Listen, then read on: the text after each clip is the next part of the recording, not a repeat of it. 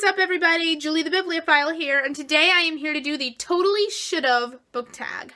Now, this is a tag to basically whine about things we didn't get from books or authors, and what we want to see them have, or would have liked to see them have, if there's no possibility of getting that now. I first saw this tag on Katie Tastic's channel, and it was created by Emma Books, so I will link both those videos in the description below. We have 11 questions to get through, so let's get started. Question number 1 is totally should have gotten a sequel. For this, I've selected a book that I do not have a copy of, and that is Eleanor and Park by Rainbow Rowell.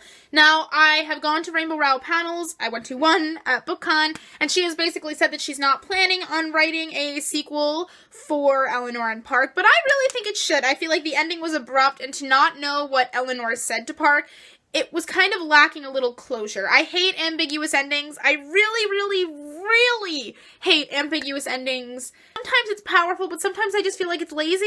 I feel like you're not finishing your story. I'm sorry, Rainbow Rowell, I love you, but that's just my opinion.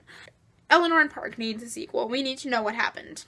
Question number 2 is totally should have had a spin-off series. Harry Potter by J.K. Rowling, and I'm holding up this gorgeous illustrated version that I got for Christmas. It's so pretty. Look at how pretty it is. I know pretty much everybody has said for this tag to do Harry Potter, but really, and I know J.K. Rowling said she won't write any more Harry Potter books, but this is like the most successful series of all time. Well, before 50 Shades of Grey, but I don't want to talk about that. And there are so many opportunities for a spin-off series, and there's such a huge audience for it. Like, I want to read a book about the Marauders so bad.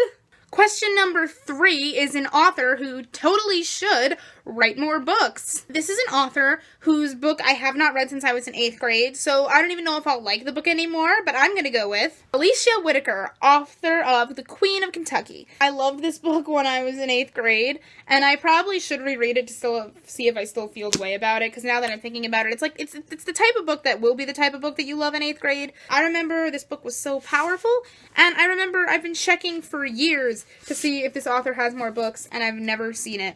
And I'm only saying this because every author I like pretty much has a lot of books. Number 4 is a character who totally should have ended up with someone else. Ooh, I have a lot of answers for this one, although maybe like multiple answers, because generally I'm really good at picking the ship that will be canon. There have been cases recently. Oh boy, you know what? I'm just gonna list them off. Julia Donnelly from 99 Days, who totally should have ended up with anyone but one of those two brothers. Or Patrick, but really, after what he turned into, God, just get away.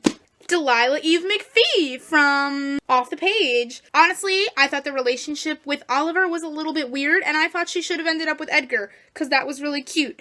But I haven't read Between the Lines yet, so I'll keep you updated. And finally, my big one, my big unpopular one, America's Singer from the Selection series. Now, after finishing the full Selection series, I don't even like it anymore. When I was reading this series, I was rooting so hard for Aspen, and in the end, it was okay. I was okay with her being with Maxon, but she would have been so cute with Aspen.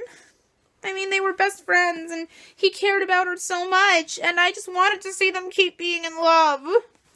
Number 5 is a book that totally should have ended differently. Requiem by Lauren Oliver. This book, I love this series so much, and I love this final book too, but it ended so abruptly. It felt like a 3rd book in a 4-book series, not a 3rd book in a trilogy. This definitely needed another book, or a different ending, needed to be longer, something to wrap up the story, because this story ended way too abruptly, left so many questions unanswered, and I'm really not okay with it.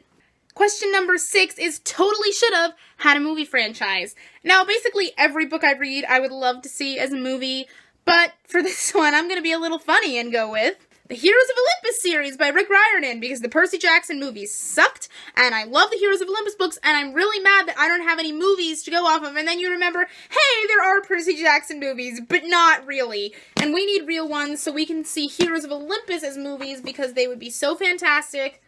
Oh my god. Question number 7 is totally should have had a TV show. Now, this one is usually my answer for should have had a movie, but, you know, I've changed my opinion on this recently, and I'm gonna go with the TV show for this. the Kingdom Keeper series by Ridley Pearson. Now, if you've watched my videos before, you know that this is absolutely my favorite series of all time next to Harry Potter, but when we talk favorite books, we're not including Harry Potter. Kingdom Keepers is such a great series. I love it so much. I reread the first 3 books over the summer, and I love them just as much. And I'm realizing these books, rather than a movie, would present so well as a TV show. Generally, I also get really scared with TV shows for books because generally when a book becomes a TV show, it's like the worst movie adaptation you could think of times 10. That's a TV show. But if it was done correctly, this would be an amazing TV show because of the way the books are laid out. Come very close to a movie a lot of times, but Disney never gets on it.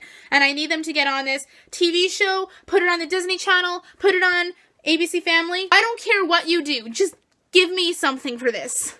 Question number 8 is totally should have had only one point of view. Now, you know, multiple points of view really don't bother me. But I suppose if I had to choose for this one, I'll go with Carry On by Rainbow Rowell.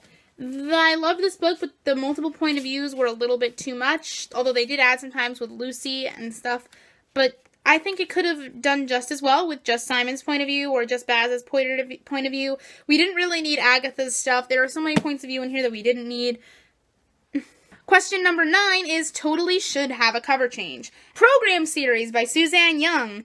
Now, if you've read this book, cover shows Sloane and James in the program together, which never happens. I just don't think this reflects the book. It reflects the message of the book. This reflects the treatment maybe well, but not the program. The treatment's cover I'm okay with. This, I mean, it's not horrible, and it did draw me to the book, but honestly, I think the back cover would make a much better front cover. Question number 10 is totally should have kept the original covers.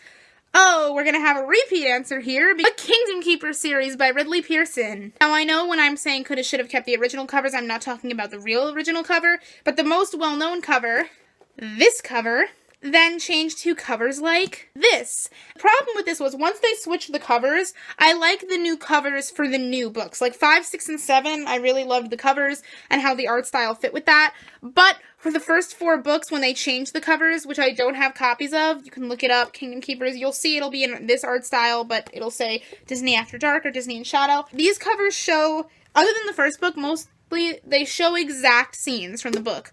And then when they got to the new covers, they showed scenes that seemed like they were original scenes from the book, but really weren't. Like, some detail was altered, extra characters were added in, and also in the new covers, they look way too old. Like, in the first book, they're 12. They look 12 there. In the new covers, they look like 16 from the first book, and it just bothers me. Like, here I'm okay with it, because they're 15 here. But, And the final question is, totally should have stopped at book 1. I am going to steal Emma's answer here and go with The Beautiful Creatures series by Cami Garcia and Margaret Stohl. Now, I adored this first book. I was so hesitant to pick it up because I feel like it was going to be too Twilighty, and I don't necessarily pick up supernatural romance a lot, but I remember reading this book in 9th grade. I loved it so much. I was so pleasantly surprised by it. I read it because I heard a lot of good things about it on YouTube, and I wanted to see the movie. The first book was amazing, surpassed all my expectations, but the second book was so bad! The second book was like one of the worst books I've ever read for me, and then I just stopped reading the series, and I would have loved it to continue as well as it had continued in this one, but this definitely could have been a standalone if the ending was just a little bit different, and just leave it alone. So that's it. I will see you next time. Peace out!